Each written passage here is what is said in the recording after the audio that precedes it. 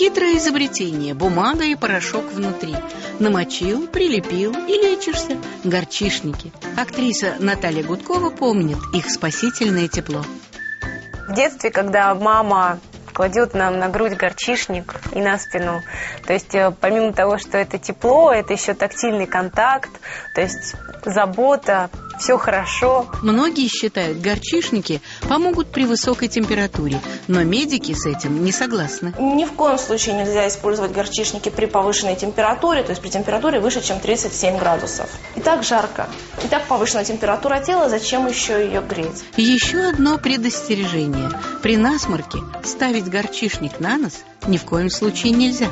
От насморка это не спасет, а может вызвать кровотечение или аллергическую сыпь на лице. Лучше горчишник поставить на те же пятки. Внимание! Бытует мнение, если под горчишник подложить газетный лист, тепла будет больше. Это опасное заблуждение. Все печатное производство, оно связано с тяжелыми металлами.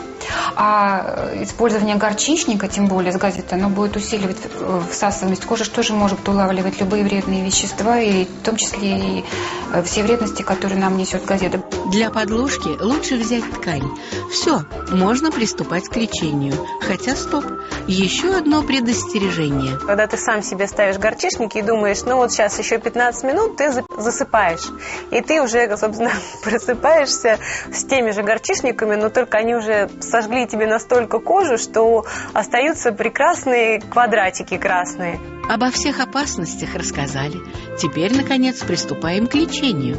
Ставить горчишник на грудь или спину можно во время простуды или бронхита. При радикулите лепите его на поясницу.